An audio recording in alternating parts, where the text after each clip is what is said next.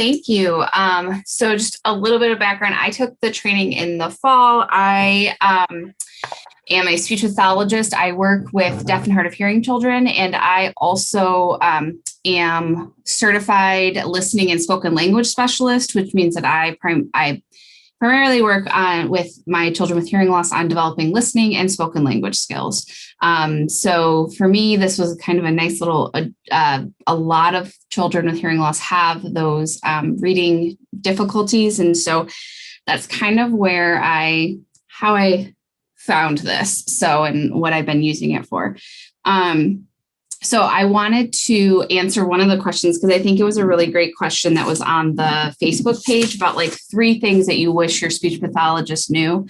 Now I will say, or 3 things, yes, your speech pathologist wish that teachers knew. I will say that I work in a self-contained classroom. So I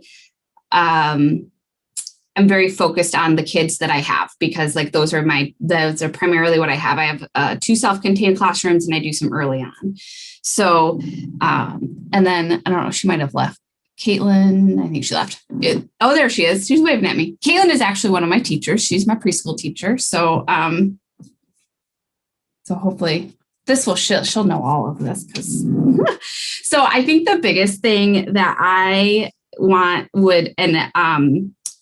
is first of all, to remember that like in a general ed school, speech pathologists are way overworked. They have caseloads that are insanely high, but that is something that I think that at the end of the day, we still need to be providing the services to our kids. And so my biggest like takeaway that I think has really developed the relationship that Caitlin and I have and has helped in our classroom is that we collaborate on everything.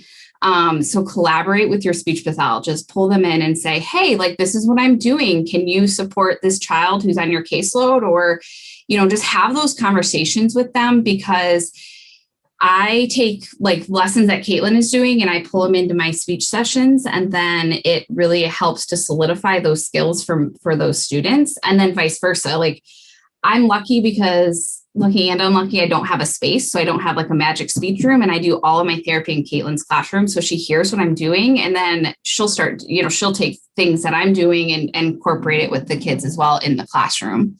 But so collaborate, build that relationship with your speech pathologist. And I think that you'll find that that really helps to support your students that are also on speech and language caseload who are in your classroom. And then the next one that I was thinking about, we actually touched on this earlier before, if you were not on, is that language has the biggest impact on reading. So language is that foundational skill that a child has to have to be able to be a successful reader down the road, and not just even phonological awareness, but vocabulary, sentence structures, vocabulary understanding. They may have a high level of vocabulary, but they don't understand what those words mean or how to use them. And so, a lot of if you're have kids in your classroom who have articulation issues, like yes, they're definitely a concern, but pay attention to like, can they retell a story? Like, can they answer just like questions when you're having a conversation with them? And that is so foundational, because if we teach them how to decode, fantastic. But if they read it and they don't have the mental language structures for it, they're not going to understand it. So then that gets into that reading comprehension piece.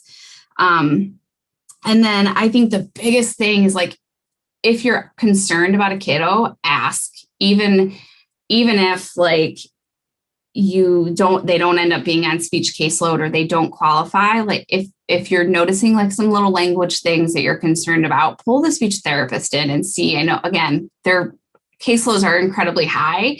But I also think that the more that general ed teachers are saying, hey, I'm not getting enough help for my speech pathologist, I'm hopeful that it will push administration to say, hey, maybe we should have more speech pathologists who are in and have lower caseloads for speech pathologists, because there is so much that is professional in language and articulation and all of that we can do to help, but they're so stretched thin that they can't provide those services. And I think the other piece is that our education model is wait until they're really behind And then it's harder to catch them up and we have more work to do. So ask early, and then maybe your speech pathologist can collaborate with you and say, hey, try these, do this. And if you can build that relationship, I think that's what I would say. I know that, there are different personalities and everyone is a little bit different in their theories on that. But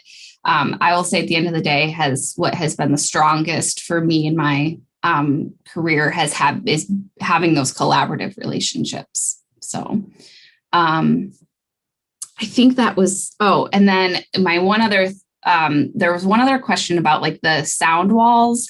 And I don't have a ton of experience with them, but I have been I don't have any experience with them. I will just say that. But I was thinking about them a lot and thinking about, I did a little bit of research about like articulation and reading development. And the research is actually showing that children who just have articulation issues maybe struggle initially with some of that phonological awareness, but by the time that they are around like 8 or so, it's actually not as impactful as language. So like, again, it goes back to like language is like that biggest predictor of difficulties with reading later on.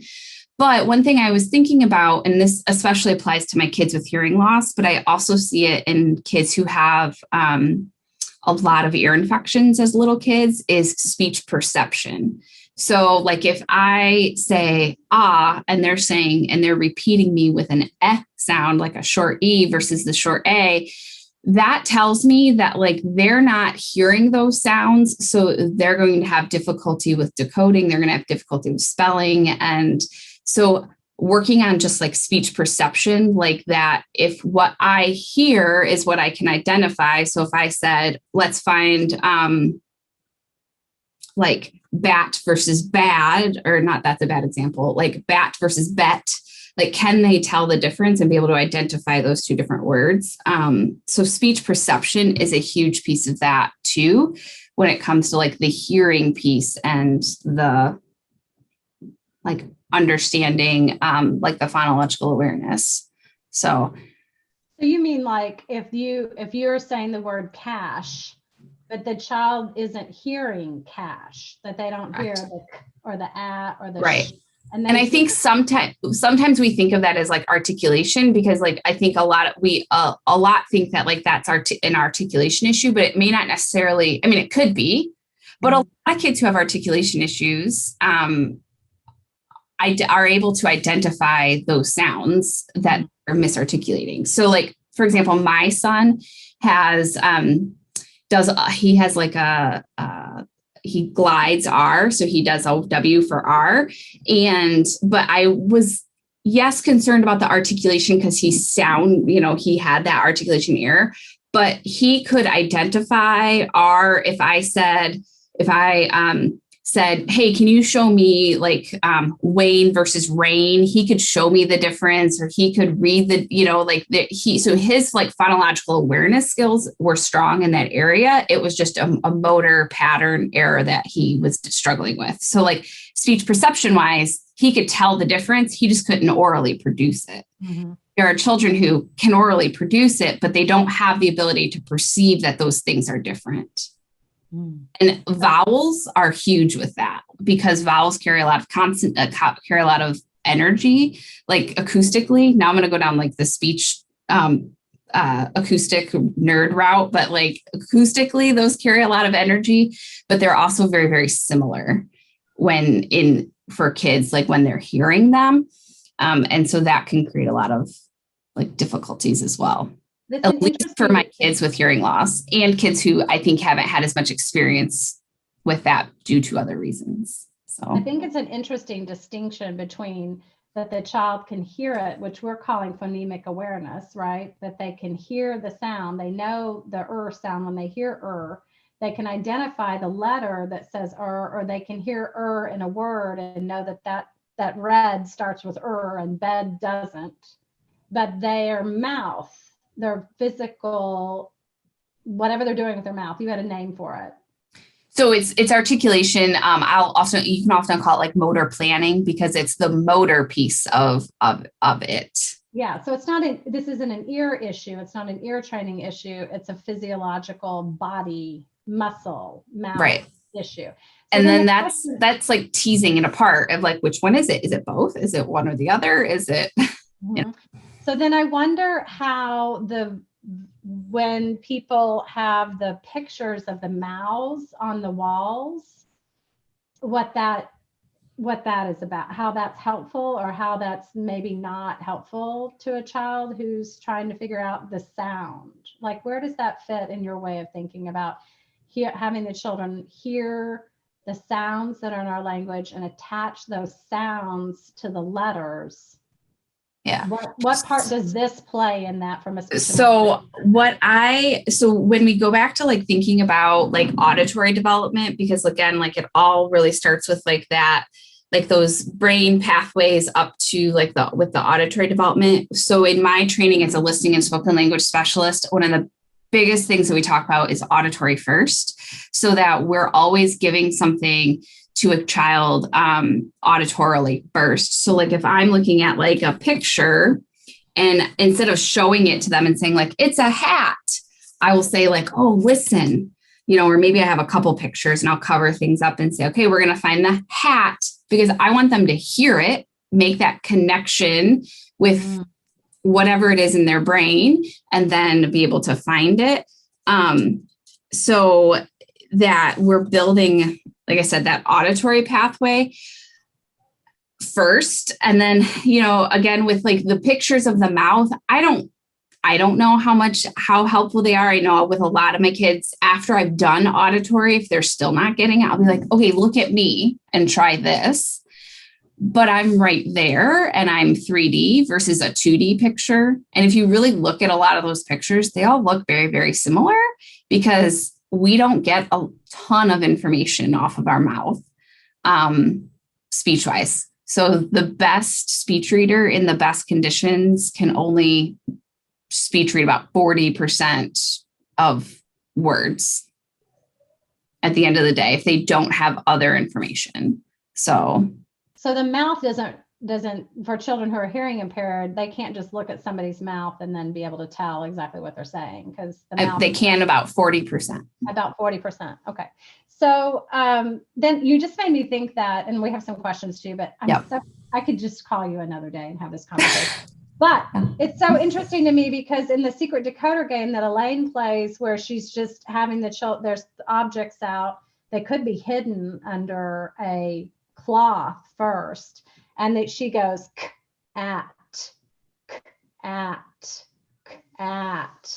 the children are really focusing on hearing all of those sounds, and then they're going to attach them to the object that's in front of them. And in our program, we do all of that oral arm spelling first, and then we attach it to the letters, and that matches what you're saying. So that's when you took the training, did you think, oh, that matches what I'm saying, or no? I don't know if I necessarily like picked up on it, because I think it's also just a skill that like it's like so ingrained in my practice to always go to like that auditory piece first. And so like Caitlin and I were like have been talking about this a lot too, when like when you were talking about the syllable stuff, like when I do syllable stuff with my children, I always say it first, and we clap it first before we even look at a word and like divide it and anything like that. Because I want them to hear it. I want them to be able to hear that there's 2 syllables in this word before we even try to tackle dividing it on a paper. That's a really good point. I'm really glad you said that, because it underscores that piece that sometimes I skip over in the training, which is how much auditory work I do with children before we ever start to look at stuff on a page. Because if they can't hear it, looking at the stuff on the page doesn't do them any good if they can't discriminate those sounds auditorily. All right, I'm going to stop talking to you. I'll talk to you another day. Okay, who has questions? Who has questions? Leslie has her hand raised. Yeah. All right, Leslie, go ahead. I was going to say, I'm on Zoom tutoring, and so I feel, and I don't have the best hearing to start with. And then I feel like they don't hear me well, I don't hear them well, and I'm trying to figure out best practices to tutor this work online And sometimes the connection isn't well. So like one of the things I found is I use flashcards. So I'll hold up a picture of the word when I'm saying the word, when I'm dictating the word, instead of just saying the word and having them say it back to me, I'll hold up a picture of it. And I try saying it in a sentence, but they still won't get it in the sentence because of things. And I can't tell if their hearing is off, if it's the technology. And I was just wondering if you could speak to the Zoom phenomenon. So this is my life right now, exactly right there with you. And so and a lot of the things that you were saying is what I do as well. I always try the auditory first. And so I have a kiddo who we have built a really good, just kind of like back and forth of like, if I give her a word to spell, she says it first. So she says it back to me incorrectly. I'll be like, wait, listen, and I'll do it again. If she still says it incorrectly, I'll say, okay, look at me. And because usually she's like typing on another Google Doc, so she can't necessarily see me. So I'll say, okay, look at me. And then if she looks at me, I'll like the other day, it was like ham or something like that. And she wasn't hearing the on the end of the word. She was doing an N, which is very typical for a kid with hearing loss. But I was like, you need to look at my face. And so she looked at me and I said, ham. And she went, oh, and then she arm spelled it and got it correctly, or got it correct. And then, so I'll often do that. And then if she's not, oftentimes then I will go back to the chart and do like, listen, ham, M, map, and that will help her. I mean, then I've kind of given away, obviously, like what letter it is that she needs to spell it with. But so that's how I kind of like handle that, or I'll just give it to her and say, okay, here it was. I'll try the sentences for this child. Sometimes it doesn't work because she still doesn't know what the word is. She doesn't have the vocabulary word. So she's not going to be able to do it anyway, even if I give her a sentence. But yeah, it's tricky on Zoom. And it's, I think, building those relationships with your kids, because oftentimes then she'll tell me like, you cut out, I didn't hear you. And so we'll try it again. Or, and we just kind of muddle through it and do our best. The headphones are huge too, to help with that. And I think that that's the key, is it's figuring out where the breakdown is too for a child. And so, like when you do like those, I don't know if Kristen, you haven't talked about like assessment yet, right? That's later. So like we're doing like the assessments later on, and they're decoding things, or they're going through and doing the like the reading of nonsense words and stuff like that. That gives you that tells you their sound symbol correspondence. But then it might be helpful for a kid to do some stuff where like where they're just spelling things. So doing simple words. And then because you can look for patterns. So like every time I say an ah, do they spell it with an A? So like the one kid I'm working with, speech perception wise, she's struggling with short A versus short O, and it's always with an R. Always. So so for her, like I know we've got to work on her speech perception skills when it comes to that. Yeah. And that's part of what that happens over time, I think, of being able to discern that. All right. Do other people have questions? This is your opportunity to jump in. I think Holly has her. Oh, hey, Holly. Oh, thank you, Holly. Thank you. Go ahead, Holly. Hi. Hi.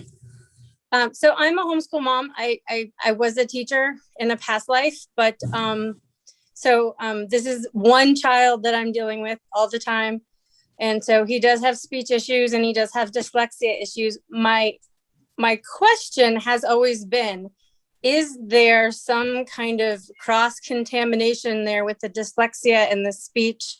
And how the perception thing is huge. I'd not known that or heard that before. So now my brain is like completely reeling. So I guess my question is, what kind of science do you know that could help him like sweep and sleep? So SL and SW, that's so hard for him. And, any help, any ideas? So like, so then that, like, I would think, like, for me, I would instantly go to, okay, like, can he hear the difference between sweep and sleep? So if I say to him, or I were to say, you know, and maybe I have different, and I have two pictures, like one with a broom and one with a child sleeping. And I say, show me sleep. Can that person or that child point to sleep? That tells me, oh, they can hear the difference between these two sounds or these two words with those minimum. So those are called what in like the literature is like minimal pairs, because they differ by one sound. So I would look at that and say, okay, can they hear those differences? If not, then I would work on some like what we call discrimination. So like if I said like, or even it may even start with like discrimination, which is like same or different. So like sleep, are those the same or are they different? Or if I said sweep, sleep, are they the same or are they different? Because like that L one that you're mentioning is a very common articulation error for kids to a W for an L, but they don't always then have difficulty being able to decode those words or write those words either. So, you know, a kid may be writing like my dad went to sleep, and they do sweep, but they write SLEEP. So they don't necessarily, like, articulation doesn't necessarily mean that like the phonological awareness piece is going to be impacted. Okay, so them being able to say it is less important than them being able to hear it and understand Correct. it. Yes. Yeah. Thank you. And I actually I like looked it up, and because like we were taught in grad school that like kids with articulation errors are going to have problems reading phonological, and the research actually shows that early on they may struggle, like, you know, in that early kindergarten age, if they have articulation errors, they may struggle with some of that. But by the time they're like 8 or even have been had their articulation has been remediated, that is not as much of an issue as the language. So do they have expressive and receptive language difficulties? That's going to be more of an impact on reading development than just pure articulation. So I think that's the distinction too of like speech, which is being able to say b and p, you know, p in words and k and s, versus language, which is like semantics, like vocabulary and putting words together, and like knowing that when I add an S onto the word cat, that it means more than one cat. And so like those kind of things are going to be more impactful on literacy development later on than just pure speech. Not to say that speech isn't, because it is, right. It will impact it, but it's not as impactful. So vocabulary, which is another issue that he does have, building that vocabulary is probably a good thing to do. Yes. Yep. More sure that full and mm-hmm. Yeah, vocabulary is I think probably one of the largest predictors of reading comprehension later down the road. Because if you can decode a word, like a lot of our kids with hearing loss, this is actually what they are, is that they can decode every single word you put in front of them, but they cannot tell you what they mean. Mm-hmm. Okay. And one of the ways, Holly, to really help with that we haven't talked about is to have books on, to listen to books. Okay. So just listening to books for an hour a day, because if a child isn't reading, then they're missing all of that opportunity to be exposed to a variety of language, because our spoken language is small compared to what's in literature. And listening to books really expands a child's exposure, not only to written language in its form and its structure and all those pieces that she's talking about around how do words go in order, and how do you make meaning out of the stories? How do you have pictures in your mind of what you're reading? But you also build individual understanding of words and their usage, which is the vocab piece. So that's the easiest way. Like the work assignment is for my children when I was homeschooling was you have to listen to a book. Mm-hmm. Matthew was in 4th grade and I took him out of the school and I homeschooled him for 4th grade. Part of his assignment was to listen an hour a day to his book. He thought that was a genius assignment, but he didn't read a lot. And now he'll listen to those playaways at the library and listen to books on CD for hours at a time. He still doesn't read a lot, but his vocabulary is huge. His ability to understand what it is that he's saying and be able to use a very high level vocabulary for a child his age is there. And part of it is because he's done so much oral listening to books. Okay, that was my. And I will also say with that, another great way to just build then some of that like connection between like what you're hearing and like the words on a page is do a read aloud book and have the hardcover book in front of you and they follow along if they're the same, like making sure they're the same copy, or like epic books online. They do that where they highlight the words as you're listening to them.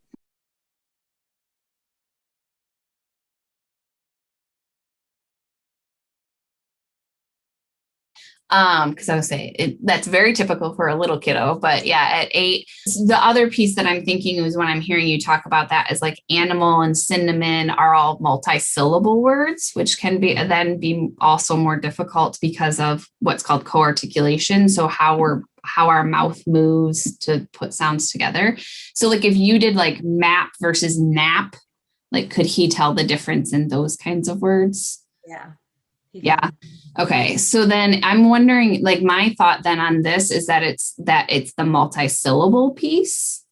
And then I would be curious, like, does he have difficulty with like other multi-syllable words, or like some of that is like, there are people who just can't say, like my dad, like cannot say the word Pacific, like, so like, it's just that habituated practice. And so, maybe he just needs to do it a couple times, say that word 5 times a day and say cinnamon 5 times a day because you have to think like we have to build that neural pathway for the correct way to do it. Yeah. Cause some like probably I would say like, it's one of those, you think about like, like when you're typing on a keyboard, like now you don't have, like you've typed so much because you know where everything is and you can do it without looking because you've built that motor pathway. And so he's built the motor pathway to say animal or animal or however he says it. So we have to like rebuild it.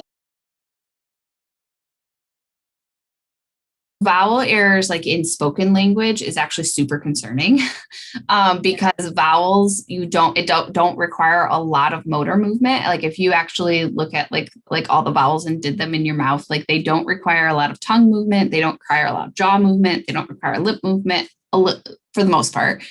And so having vowel errors is actually very concerning in like speech and like in speech development. And so I probably would really just like focus on like those like short vowels because you don't there's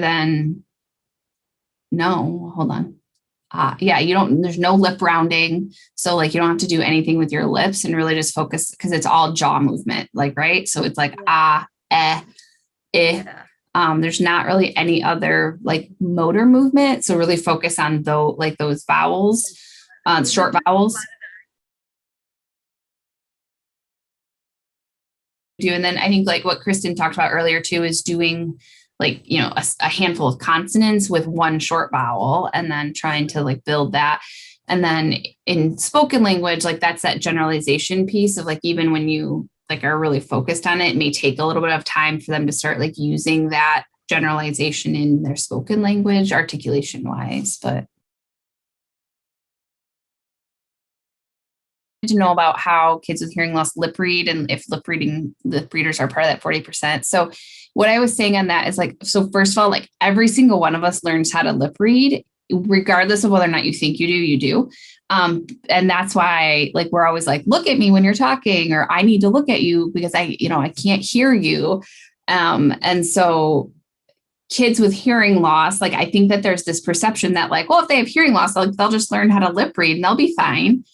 But that idea that you still have to get some other kind of information. So like when we're lip reading, we're still relying on our hearing to be able to understand what is being said because so many sounds in the English language look the same on the mouth. So P, B, and M are all bilabials, and they all look the same when I'm saying a word. So if I say like map versus BAP, you can't tell that if I didn't say the word, you wouldn't be able to tell that they're different because they look exactly the same on my mouth. So that's why like context is really important, and like knowing, like, and then being able to pick up on something like auditorily is really important.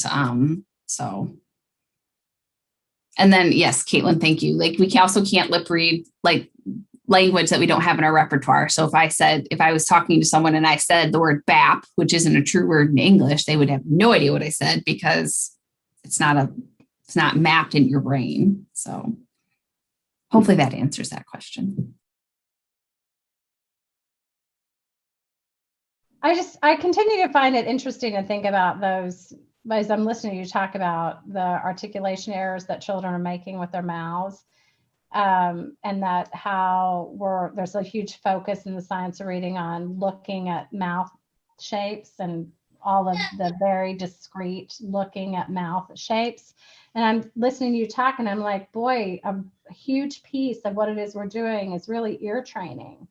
Mm-hmm. That we're connecting the sounds of our spoken language then to letters. And what's happening right here isn't where the work is. No, because they could make their mouth look that way and it doesn't necessarily even or come out that way. But like knowing that those things are connected, but it has to go back to that auditory piece first.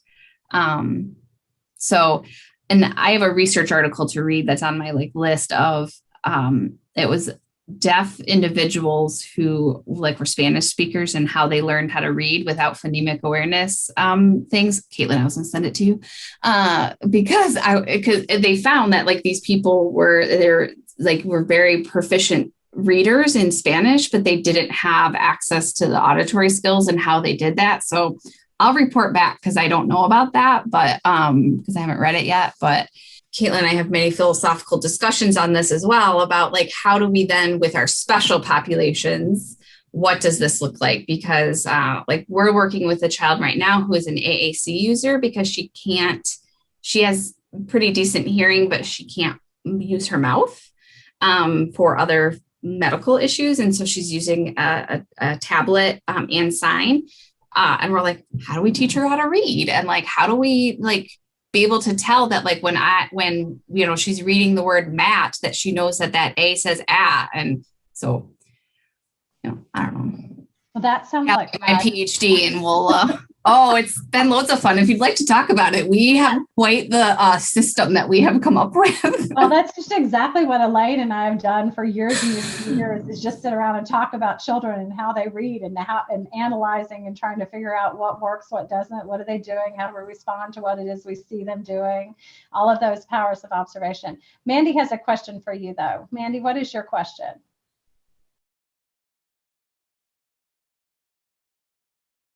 So in the world of audiology and speech pathology, there is a lot of controversy on whether or not auditory processing is a real thing. Right. Oh. And on whether or not, like, you know, Kristen, you keep talking about like ear training. So there are like lots of people out there in this world who have like developed ear training programs, and they say like it cures everything, but the research is not there to really support it. Is it helpful? So, is more my question is. Yeah. So I think when you look at like true auditory processing, like testing, first of all, is super expensive and super involved. And a lot of people don't do it like with kind of like fidelity.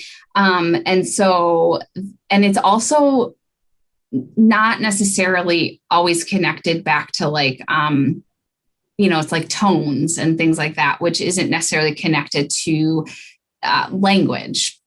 So I will just kind of say, if you're concerned about the child's hearing, definitely a hearing assessment.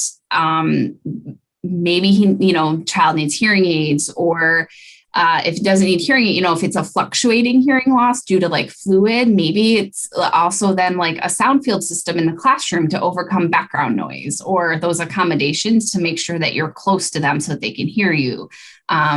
Those are some of those like accommodations that we might want to use for a kid with hearing, with like that fluctuating hearing loss, or like that we don't know day to day what they're gonna do, or what what their hearing is gonna look like per day. As far as like auditory processing, that I am still like also doing like my own research on that, because I was always, prior to when it kind of got brought up to me on, okay, like I would work with kids who like were suspected auditory processing disorder, and I would do all my auditory stuff. And then the research is saying, well, it doesn't do anything. So I'm still kind of looking at that myself and coming up with, I've seen kids who like we've worked on auditory skills before that it does make a difference, but that's kind of what the research shows at this point. So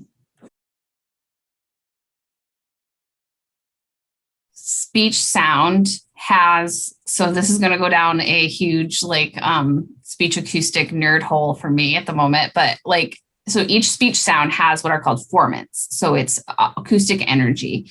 And so if you mapped those on an audiogram, they correspond to then the tones that they're presenting or like testing. So like if a child goes and has an audiogram and we look at their audiogram and and then there's this thing called the speech banana, where the sounds of speech all fit within this banana. They now call it a string bean, but and so what we can say is, I was like, okay, if this child has a hearing loss at 8,000 hertz and it's at like, 40 dB, well, I know that they're not going to be able to hear like S and TH and F and P, because that's where those speech sounds are acoustically. Does that make sense?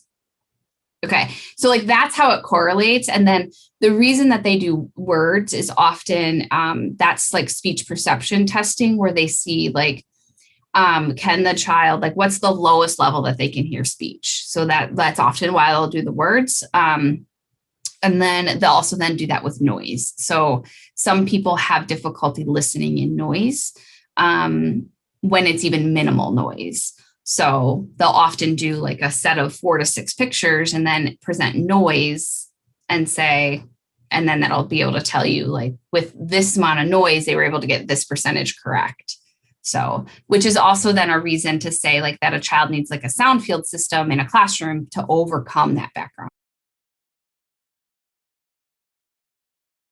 Yeah. So, and the reason that he's getting words though, too, is because of like he has language. And so he's able to, like, he may still only be hearing a part of the word, but he's like, oh, I have enough language. I can put that together and figure out that that's what this is. That's what adults with hearing loss do.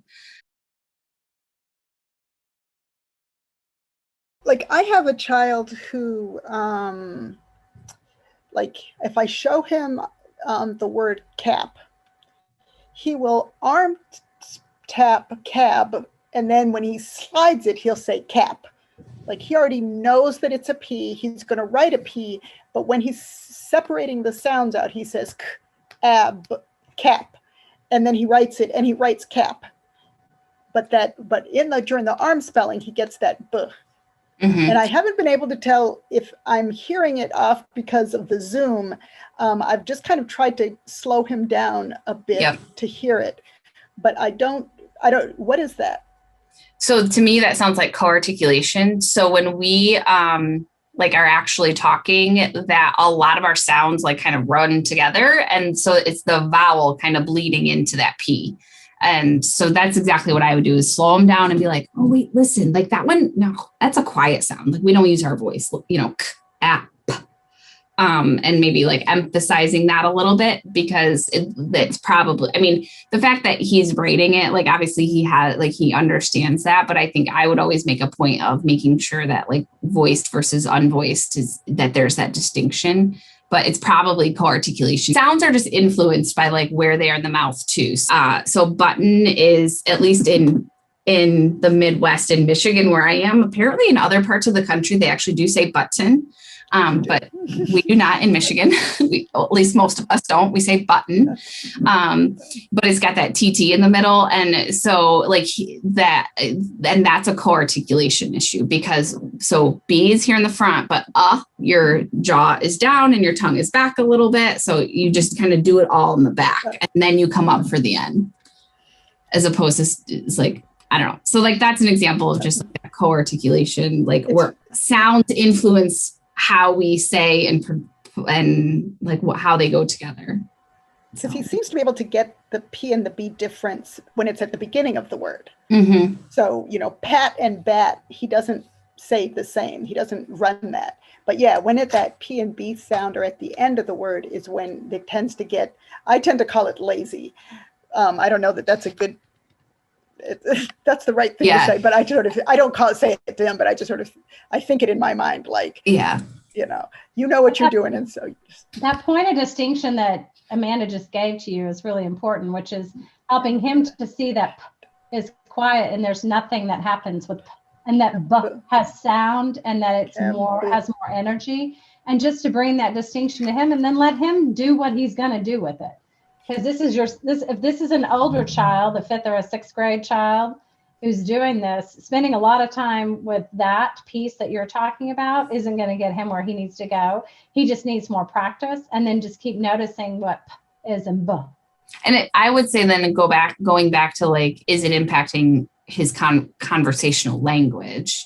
So like if when you're talking to him, he's doing it and it's correct and it's not impacting the ability to be understood by others, then I wouldn't necessarily, I would probably point it out every time it happens, but that's just me.